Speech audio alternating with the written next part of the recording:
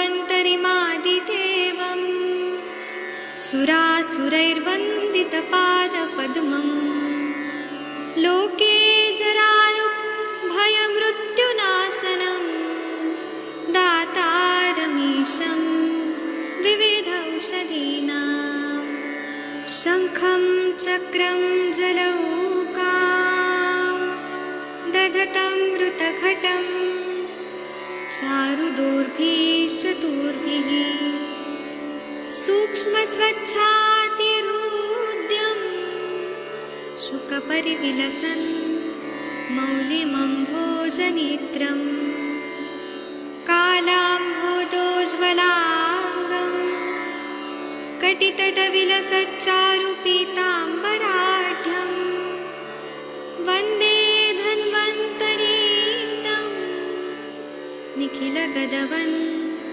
प्रौढदावाग्निलीलं प्रौढदावाग्निलीलं प्रौढदावाग्निलीलम्।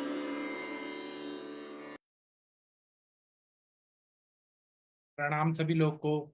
मैं वैद्य अरविंद पाठक आप सभी लोग का स्वागत करता हूं। सभी लोग को कोटि कोटि प्रणाम करता हूं। आइए आज हम लोग क्लिनिकल संभाषण शुरू करते हैं। आप सबके सब भारत के सर्वश्रेष्ठ चिकित्सक लोग हैं, सभी को मैं प्रणाम करता हूं। यहाँ पर अनम्यूट करने का ऑप्शन दिया है। जो लोग भी अपने पेशेंट का केस टेकिंग करवाना चाहते हैं कृपया यहाँ पे ला सकते हैं। अजय जल कौन है पेशेंट? प्लीज उनको वीडियो ऑडियो ऑन करने को बोलिए सर। अभय सर। सर हाँ अजय सोनार आले का तुम्ही रेडमी के जितेंद्र जी आप कुछ बोल रहे थे।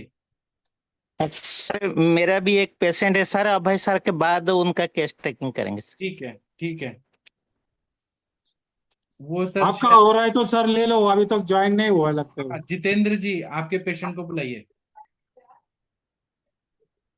वीडियो और ऑडियो ऑन। प्रभांजन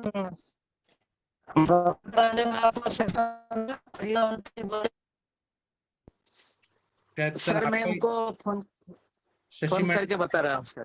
शशि मैडम है, लेकिन वो पेशेंट को कॉल करके बोलिए। हाँ और सर। तनिका मैडम वो हाँ सर का फोन आया था, योगेंद्र सिंह सर का, उनको शीरबला तेल चाहिए था, मैंने भेज दिया। जी जी सर, हाँ उनका खत्म हो गया था, वो बोल रहे थे। और मेडिसिन सर वो वाला था ना, जो हाइट वाले पेशेंट की मेडिसिन थी ना, हाँ तो कल उन्होंने मुझे पेमेंट कर दिए, तो कल मैं आपको फोन करूंगी, वो मेरे को ही देखो ना। ठीक है मैं भेज दूंगा। ठीक है जी। अजय अजय सोनार ज्वाइन झाले का?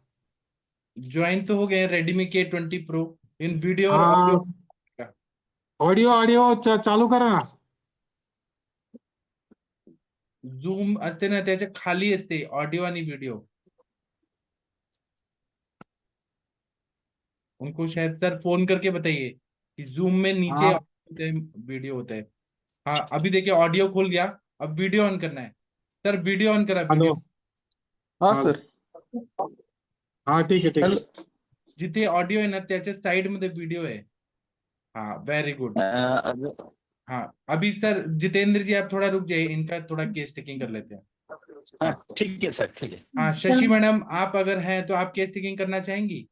जी सर, गुड इवनिंग सर। हाँ जी, क्या नाम है इनका? सर इनको बोलिए अपना चेहरा पे लाइट आहे। अजय चेहऱ्यावर लाईट येऊ दे, कॅमेरा चेहऱ्यासमोर येऊ दे.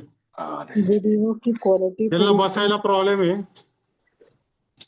आता हाँ हा खाली बसा- बसून घ्या, जमत असेल तर बसून घ्या.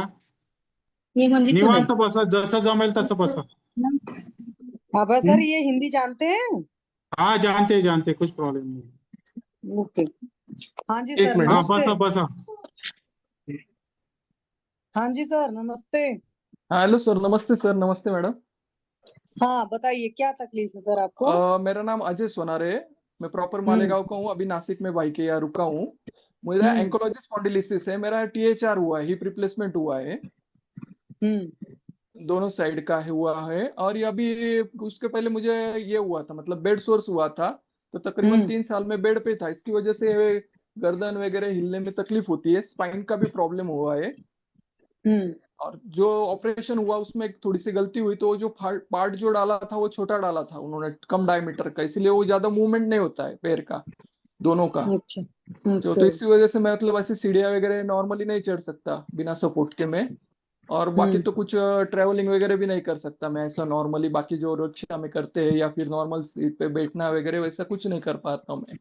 और इससे पहले मतलब ऐसा हुआ था कि हम्म 97 में मेरा घुटने में पानी हुआ था, तो वो ओके रूबी हॉल में निकाला गया था पुणे में। हम्म रूबी हॉल में वो वहां पे वो जो डिटेक्ट किया, वो कुछ स्टेफिलोकोका करके आया था उसमें, हम्म जो पानी निकाला था उसमें। उसके बाद मेरे हिंदुजा के जो बिहार जोशी सर है, उनकी ट्रीटमेंट चल रही थी। उन्होंने हम्म एक गोली दी थी, तो वो गोली हम्म कंटिन्यू थी। उसके बाद मुझे अभी ये 2007 में मतलब मेरा क्या हुआ था, मेरा स्टेट बैंक में सिलेक्शन हुआ था, तब मैं ज्वाइन हुआ। तो हम्म उसके बाद मुझे ऑर्डर मिलने के बाद मुझे जाना था ज्वाइन होने के लिए, लेकिन उससे पहले मैं घर आया तो मुझे डिसेंट्री का प्रॉब्लम हुआ। इसलिए मैं नजदीक के हम्म डॉक्टर के यहाँ गया, तो उन्होंने मुझे इंजेक्शन दिया। इंजेक्शन जैसे हम्म दिया, मैं घर आके सोया, तो बाद में मेरा पैर हम्म पूरा स्टिफ हो गया, पैर ही हिल नहीं रहा था, दाहिनी तरफ का पूरा स्टिफ हो गया हम्म था, पत्थर जैसा पैर, कुछ भी नहीं हो रहा था पैर में मूवमेंट। तो फिर मैंने हम्म उनको बोला दूसरे दिन, तो उन्होंने बोला ऑर्थोपेडिक को दिखाओ, तो ऑर्थोपेडिक ने एक ही पैर को ट्रैक्शन दे दिया मेरे को। हम्म तो वो पूरा डिसलोकेट हो गया वो हिप पूरा मेरा। फिर वो बोले ये माय तो गॉड मतलब ज्यादा ये हो गया, तो फिर दूसरे पैर को भी दिया, तो वो इनबैलेंस हो गए दोनों, और मेरा स्पाइन पूरा ऐसा कर हो गया था। उसके बाद फिर बहुत मतलब एक्सपेरिमेंट होते गए, दूसरे पेट के डॉक्टर को दिखाया, उन्होंने सलाइन दी, तो उतनी निकलनी चाहिए, एक दिन में 22 सलाइन दी। तो उतना पानी निकलना चाहिए ना शरीर में, सब जगह जमा हो गया, सिर्फ जॉइंट में पूरा पानी भर गया। तो पानी भरने के बाद फिर वो मुझे केएम हॉस्पिटल लेके गए थे। फिर वहां पे मुझे ट्रीटमेंट हुई, फिर उन्होंने ट्रैक्शन वगैरह दिए, 6-7 महीने हुआ। उसके बाद बेड सोर्स हुआ। हेलो। हाँ जी सर, मैं सुन रही हूँ। ये तो हाँ बहुत ही मतलब क्या कहूँ, आपके साथ बहुत गलत होता चला गया भाई। हाँ, तो बेड सोर्स हुआ, उसके वजह से फिर तो जब तकरीबन 2.5 से 3 साल में पूरा बेड पे ही था, लेटा हुआ था। और वो उस टाइम ऑपरेट भी नहीं हो रहा था, क्योंकि वो जो पीछे जो जख्म थी उसकी वजह से। फिर उसके बाद हम्म अभी वो कंप्लीट हुआ, तो फिर अभी जेजे में ऑपरेट हुआ, तो जेजे में जो ऑपरेशन हुआ वो भी गलत हुआ ऑपरेशन, मतलब वो जो पार्ट था उसका ज्यादा कट मार दिया उन्होंने ऊपर। और पार्ट जो था वो 32 डायमीटर का डाला था, 36 की वजह से, उसकी वजह से वो मूवमेंट नहीं हो रही है। अभी जो सर सर एक बात बताओ, हाँ मतलब इतना आप झेले। हाँ। हालांकि अब बोलने का मतलब तो नहीं बनता, बट ये था कि आयुर्वेद में आने को नहीं सोचा आपने कभी पहले? नहीं नहीं नहीं, आयुर्वेदिक सब देख लिया, आयुर्वेदिक देखा, एलोपैथिक देखा, होम्योपैथिक देखा, यूनानी देखा, उसके बाद जो अपना जड़ी बूटी मतलब जो भी रहता है, मतलब जो बाहर के जो करते हैं वो सब सब करके देखा, टोटल करके देखा। आयुर्वेदिक तकरीबन 4-4.5 साल लिया मैडम मैंने मेडिसिन।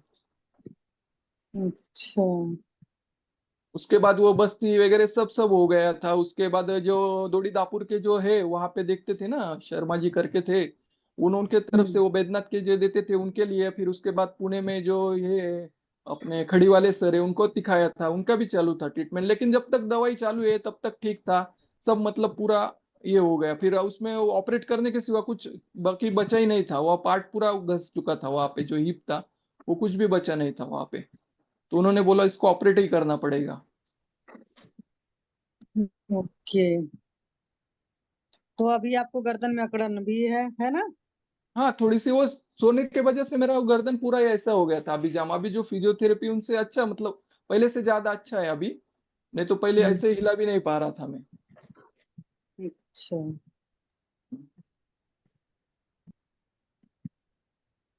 तो अभी सर क्या क्या तकलीफ हो रही है ये बताओ मेरे को। एक तो गर्दन की तकलीफ हो रही है। हाँ बस, बाकी तो कुछ नहीं है, और बाकी तो ऑपरेट करने के बाद ही वो मूवमेंट होगी पैर की, उन्होंने कहा है, क्योंकि वो पहला पार्ट निकालने का रिवाइज सर्जरी करने की वो। अच्छा, अभी आपकी भूख प्यास वगैरह कैसी है? नहीं, वो नॉर्मल है, वो कुछ ये नहीं मतलब। भूख कम है कि भूख ठीक है?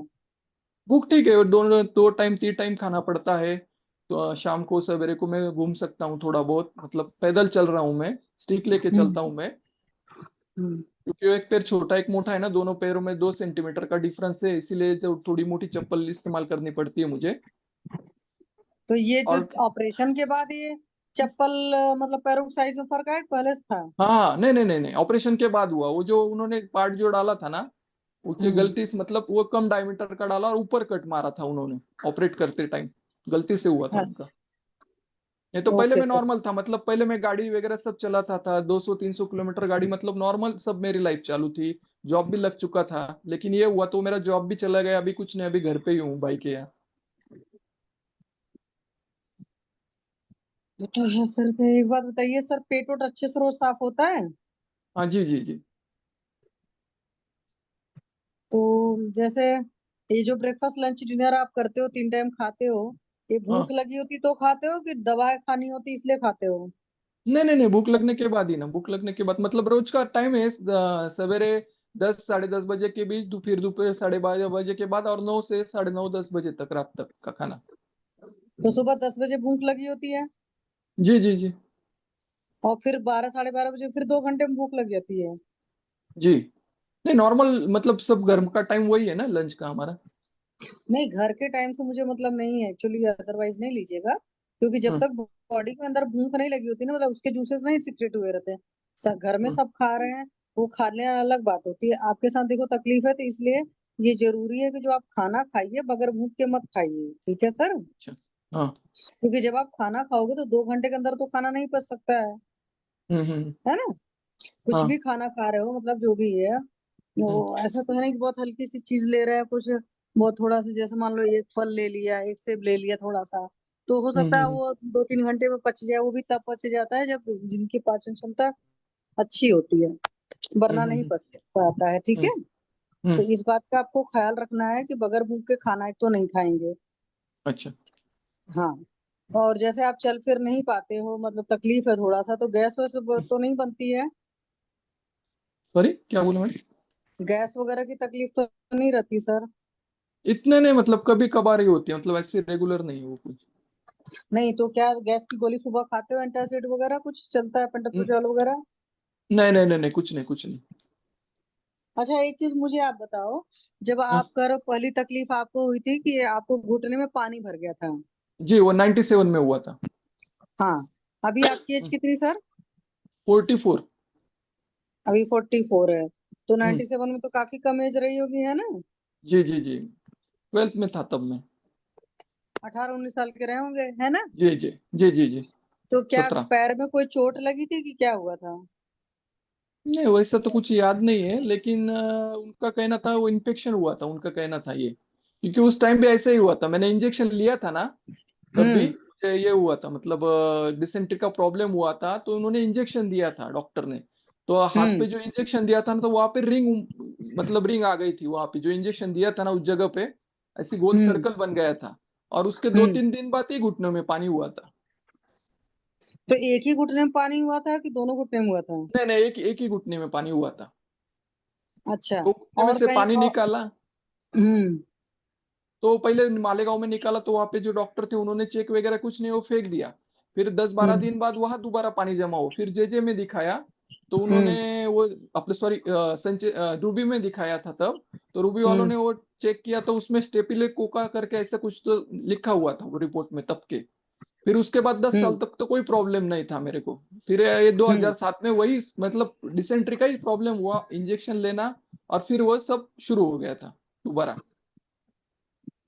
ओके। तो डिसेंट्री में क्या हो रहा था? लूज मोशंस किस तरह से, बिल्कुल पानी जैसा जा रहा था, क्या तकलीफ जी जी थी? जी जी जी, बिल्कुल पानी जैसा ही हो रहा था। तो उसमें क्या दवा से नहीं कंट्रोल हो रहा था कि जो इंजेक्शन लगवाना पड़ रहा था? नहीं, क्या हुआ था, मैं मतलब सैटरडे नाइट को घर आया, संडे को मेरे को शाम को दोबारा जाना था, मुझे बॉम्बे में ज्वाइनिंग करनी थी ना दूसरे दिन सवेरे। तो फिर मुझे हम्म। इतना टाइम नहीं था, तो डॉक्टर को बोला, वो बोले टाइम लगेगा इसको, आप हम्म। गोली लो। मैंने कहा ठीक है, गोली दिया, लेकिन वो कुछ, मतलब दोपहर तक ये इतना नहीं हुआ, तो मैंने बोला चलो दोबारा गए उनके यहाँ, तो उन्होंने फिर इंजेक्शन दिया। और इंजेक्शन दे के घर आया, तो फिर आधे एक घंटे बाद मेरा पैर ही हिलने नहीं लगा था, ऐसा हुआ था। नहीं मतलब आपको जितनी बार प्रॉब्लम हो रही है, मैं एक चीज देख रही हूँ कि जब भी इंजेक्शन लग रहा था आपको प्रॉब्लम आ जा रही है ना? जी जी जी जी, डिसेंट्री का प्रॉब्लम जब भी होता है ना मेरे को, तब भी हम्म। वो प्रॉब्लम शुरू हो जाती है, ऐसा अभी तक ये हुआ है। हाँ, तो आपका जो बेसिक कॉज है वो डिसेंट्री है एक्चुअली, और वो डिसेंट्री क्यों हो रही है ये रूल आउट आज तक नहीं हो पाया था कभी भी, ठीक है? तो इसका मतलब होता है अगर डिसेंट्री हो रही है तो डाइजेशन नहीं होके है, तो जो कुछ भी खा रहे हो मतलब वो भारी पड़ रहा था। बॉडी का एक तरीका होता है निकालने का कचरा। ठीक है सर। हम्म। तो अभी तो आपके ज्यादा है अभी। अच्छा एक बात बताओ, जब पहले स्कूल में थे तब भूख प्यास अच्छी थी कि कैसी थी? नहीं पूरा नॉर्मल था, मतलब मैं काम वगैरह कर रहा था, पूरा कॉलेज वगैरह कंप्लीट कर लिया था, कुछ मतलब प्रॉब्लम कुछ नहीं था मेरे को तब तक। 2007 तक जब तक ये मतलब शुरू हुआ ना इंजेक्शन लेने के बाद, तब से हम्म। मतलब हर बार हर डॉक्टर ने क्या किया, एक्सपेरिमेंट करते गए, ये होगा वो होगा ये होगा वो होगा। फिर वहां से निकलने के बाद आयुर्वेदिक करके देखा, यूनानी करके देखा, होम्योपैथी करके देखा, मतलब एक्सपेरिमेंट हो गए हर कोई अपने अपने तरीके से। ये हुआ होगा, ये देख लो वो देख लो, ये लगा के देखो वो लगा के देखो, मतलब सब करके हुआ। नहीं फिर वो वो तो पार्ट आपने का अपना बताया। मैं जो बेसिक चीजें पूछूंगी, 2-3 चीजें हैं, बहुत ध्यान हाँ से जवाब दीजिएगा। हाँ जब ये सारी चीजें प्रॉब्लम हो रही थी तो उस वक्त आपकी भूख प्यास वगैरह कैसी थी, ये मुझे बताइएगा। नॉर्मली थी, कुछ ऐसा मतलब ये नहीं था, कम ज्यादा कुछ नहीं था। 2 रोटी की वो अच्छा। तब भी खाता था, आज भी 2 ही रोटी खाता हूँ, और उससे पहले भी 2 ही खाता था, मतलब ऐसा कुछ ज्यादा दो बड़ा रोटी भूख खाते थे लगना। वो ठीक है, लेकिन भूख लगने पे खाते हैं कि ऐसे ही खाते हैं, टाइम हो गया और 2 रोटी खाना है इसलिए? नहीं नहीं, भूख लगने के बाद ही ना, दिन भर काम करने के बाद तो भूख लगती थी कड़क तभी खाते थे। कड़कड़ित भूख लगती है का क्या? हो मग भूख लगते। और एक सर एक बात है, उस वक्त जो भी जब ये सब सारी चीजें हो रही थी तो क्या पेट हमेशा आपका अच्छे से साफ होता था कि लगता था हाँ जी। नहीं है? नहीं नहीं हम्म। नहीं नहीं नहीं, वो क्लियर होता था, वो बहुत क्लियर होता, उस मतलब वो कोई ये नहीं था issue। और आप वेजिटेरियन हो कि सर नॉन वेजिटेरियन थे? नहीं, वेजिटेरियन वेजिटेरियन होता। क्या हुआ था, मैं ट्रेनिंग में था ना, तो ट्रेनिंग में हम्म। जो मुझे खाने का जो ये था, मतलब पहले कभी इतना बाहर का नहीं खाया था, तो मैं जब तक तकरीबन 20-25 दिन बाहर ट्रेनिंग में था पुणे में, तो वो बाहर का हम्म। खाने की वजह से मुझे वो प्रॉब्लम हुआ था, डिसेंट्री का प्रॉब्लम शुरू हुआ था। अच्छा। मतलब खाना अगर मेरा बाहर का कुछ रहा ना, तभी मेरे को ये प्रॉब्लम होता है, नहीं तो घर के खाने से मेरे को नहीं आया ऐसा कि मैं बाहर गया और होटल का खाया वगैरह, तभी ये मेरे को प्रॉब्लम होता है सर मोस्टली। आपको डिसेंट्री का प्रॉब्लम हुआ, ठीक है, उसका ट्रीटमेंट लिया, तो ऐसा भी हाँ, हुआ कभी कि कॉन्स्टिपेशन भी होने लगा आपको? नहीं वैसा कुछ नहीं, वैसा कुछ नहीं। अच्छा, ठीक है, लेकिन इनको ग्रहणी अतिसार और मूलव्याध पण आहे का सर? नहीं नहीं नहीं, मूल व्याध नहीं। लेकिन ग्रहणी दृष्टि तो है ही, अतिसार का कारण होता है ग्रहणी दृष्टि। इनका खाना डाइजेस्ट हो नहीं रहा है, ये भी है, आम संचिति भी है, इसलिए बार बार इन्फेक्शन हो रहा है सर। HLB-27 पॉजिटिव आलेली आहे माझी। अच्छा, ये कारण है, HLA-B27 पॉजिटिव है, ये है कारण। ठीक है।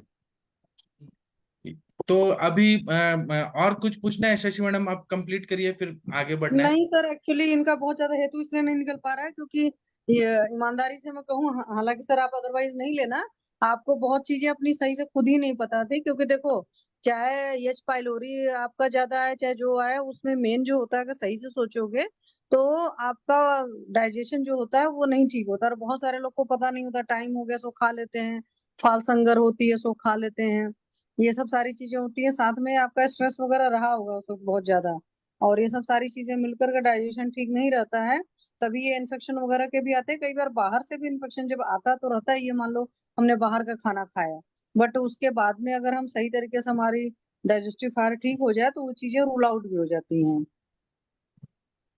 ठीक है सर। तो हाँ अभी सर। आपको स्ट्रेस वगैरह की तरफ से थोड़ा सा हो रही है कि नहीं लेना है? जो आप पॉजिटिव जितना कर सकते हो, जितना पॉजिटिव रह सकते हो उतना कोशिश करिए। और कुछ मेडिसिन वगैरह चलेंगी, चीजें की जाएंगी, हो जाएगा थोड़ा बहुत आराम। पूरी तरीके से मैं नहीं कर सकती हूँ क्योंकि पूरी तरीके से अब है सर, एक बार आप और निकालिएगा, इनका हेतु बहुत प्रॉपरली नहीं निकला हुआ है सच पूछो तो। ग्रहणी तुष्टि तो है, और तुम्हाला ये सब दुनिया भर की। लहानपणापासून अजून काय काय आजार झाले ते? टायफॉइड, कावीळ नाही किंवा सर, असं काही तसं झालं होतं का का? नाही नाही, टायफॉइड म्हणजे मला वाटतं 2005 ला काहीतरी झाला होता टायफॉइड, पावसात भिजलो होतो त्याच्यानंतर, मग टायफॉइड तेव्हा 2005 ला झाला होता, तेव्हा मी जॉबला होतो तेव्हा, आणि हम्म. त्याच्यानंतर मग मात्र काहीच नव्हतं। मग त्याच्यानंतर हे झाल्यानंतर मग आपले पुण्याचे जे खडीवाले आहे, त्यांची ट्रीटमेंट चालू केली होती, त्याच्या त्यांनी आधी काय इथं दिला होता? त्याने ट्रीटमेंट काय दिला होता? त्यांनी गोळ्या बनवून दिलेल्या होत्या, आणि त्याच्यानंतर त्यांनी इथले जे आपले गणेशवाडीतले कुलकर्णी सर आहेत ना, डॉक्टर कुलकर्णी, त्यांच्याकडे दिले होते। मग त्यांनी ते बस्ती वगैरे देणं, वाफ देणं, कशाचा बस्ती शेकणं, दिला होता? रक्त मोशनचं काहीतरी दिलेलं होतं, अच्छा, त्याच्यानंतर काहीतरी एक केमिकल सारखं होतं, आणि खालून नळी टाकून ते द्यायचे ते मला, पण मग जेव्हा पटवर्धन सर नाही म्हटले होते ते म्हणे देऊ नका, कारण तुम्हाला हे झाल्यानंतर अशक्तपणा बी येतो आणि हा त्रास परत सुरू होतो, तुम्हाला त्याच्याने जास्त त्रास होतो बुवा. मग त्यांनी मला त्या बंद करून गोळ्या दिल्या होत्या त्याच्याऐवजी, त्यांनी आपल्या यांनी खडीवाले सरांनी त्यांनी. आणि गुडघ्याला सूज वगैरे जर आली ना कधी, तर त्यांनी लेप दिलेला होता लावायला गुडघ्याला लेप, फरक म्हणजे जे पडला होता पाणी वगैरे त्यांच्या ट्रीटमेंटने फरक पडला होता का सर? हो, ट्रीटमेंटने फरक पडला होता, पण हा जो पार्ट घसला गेल्यामुळे मला तो बदलावाच लागला, त्याला हे काहीच नव्हतं. पण ते बी ट्रीटमेंटचं कसं, जोपर्यंत हे चालू आहे तोपर्यंत. नंतर आपले हे जे शर्माजी येते ना, त्र्यंबकेश्वरचे होते बघा, बैद्यनाथचे याला घेतात दोडीदापूरला. हा हा, तर त्यांच्याकडे पण घेतलं होतं नाडी परीक्षेवरनं, त्यांनी वगैरे बनवून दिले होते हिरा भस्म, मोती भस्म, चंदनास्व, भरपूर त्यांनी महानारायण तेल आणि ते भरपूर त्यांचं हे होतं. आणि मग ते औषधं बी आम्ही जवळजवळ 2 वर्ष घेतली होती. पण शेवटी ते पण नाही म्हटले, ते म्हणे फक्त याच्याने तुमचं मेंटेन होणार आहे, याच्यातनं हे कव्हर होणार नाहीये. तुमची टेस्ट, त्यांनी टेस्टचा रिपोर्ट वगैरे बघितल्यानंतर ते म्हणे हे म्हणजे 100% बरं नाही होणार म्हणे, हे आहे हे स्वीकारावंच लागेल. मग तेव्हापासून मग मी एवढं हे केलं नाही, ऑपरेट केलं आणि मग चालू आहे आता काम. अच्छा ठीक सर है। इनको एशियन हुआ था, इनका जो फ्यूमर नेक का बॉल चेंज किए है। अच्छा ठीक है, अभी इनको थोड़ा लीव करा देते हैं, हम लोग अपना डिस्कस करते हैं, फिर ट्रीटमेंट करेंगे. सर तुम्ही अभय सरांकडे कशा काय आले? ते मित्र माझा थ्रू. दोस्त आहे सर, एमआर त्याचे त्याचे दोस्त आहेत ते. अच्छा ठीक आहे, तो हम्म. सर तुम्ही थोडा लीव व्हा, आम्ही डिस्कस करतो, नंतर तुम्हाला सांगतो ट्रीटमेंट. ओके ओके, ठीक आहे सर. तुम्ही अभय सरांकडून ट्रीटमेंट घ्या आणि तुम्ही 4 महिन्यात पूर्ण ओके होणार. Okay okay. पण पूर्ण ओके मी म्हटलं, 1 आठवड्यामध्ये पण फरक पडेल तुम्हाला. बरं ठीक. बरं, ठीक आहे. ठीक आहे सर, थँक्यू सर. तुम्ही लीव होऊन जा, कारण दूसरा पण केस टेकिंग करायचे है. सर इनको अभय सर, आप न अगर आप देखेंगे तो इनका कोई ना कोई वजह से इन्फ्लेमेशन हुआ है सारे जॉइंट्स में, अर्थराइटिस सर इनको मेरे ख्याल से डाइक्लो जैसा इंजेक्शन दिया है, वो बोले उधर ग्लूटियल एब्सेस जैसा हुआ था, उसके बाद उनको उधर घुटने में पानी हुआ। आई थिंक उस टाइम डाइक्लो 3 cc देते थे, मोस्टली लोगों को बॉयल इंजेक्शन देते थे, उस टाइम उनको ऐसा कुछ हुआ है, तो उसी के कहीं ना बाद हुआ कहीं है अभी। ये वात रक्त की तरफ जा रहा है, क्योंकि आघातज है, तो रक्त की दृष्टि और वात की भी दृष्टि है, गंभीर वात रक्त जैसा मुझे लग रहा है। हाँ और इसको हम लोग ये बोलेंगे स्नायुगत भी है बात, ऐसा है। तो हमें हम्म इसमें वात रक्त की चिकित्सा करनी है, आम का पचन करना है, रक्त का प्रसादन करना है, हम्म विरेचन करना है, बस्ती करना है, रक्त मोक्षण करना है, जलौका लगाना है।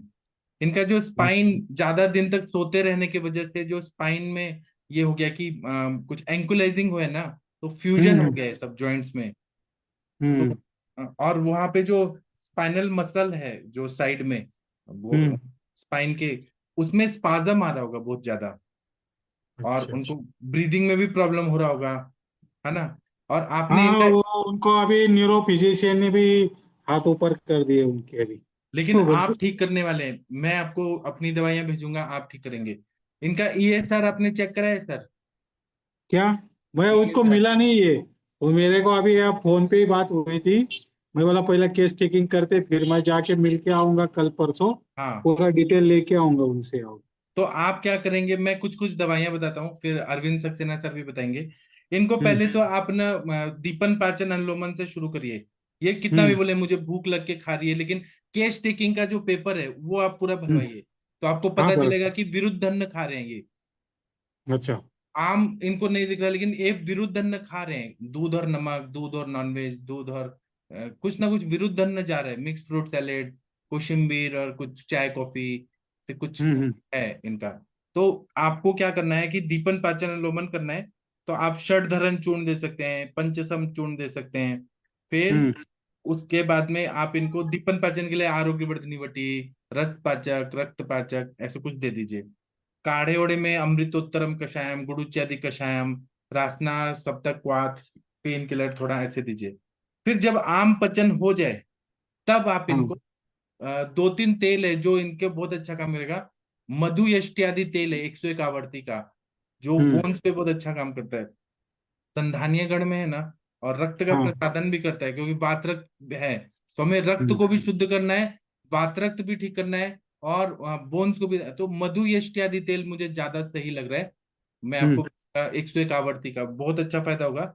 वो एक गौतम सर है ना, उनके पेशेंट को मैं भेजता हूँ, और फिर बलागुडुच्ची आदि तेल है, पिंड तेल है, अमृत आदि तेल है, और कुछ लेप लगाना है इनको, जैसे रासनादि चूर्ण या कुट्टम चुक्की आदि चूर्ण है ना, उसको आप महानारायण तेल में गर्म करिए और पूरा पीठ में कोट्टम चुक्की आदि चूर्ण का आप लेप लगाइए। तो लेप खुद ही अच्छा। स्त्रोतरोध को दूर करता है, वहां जो हाँ।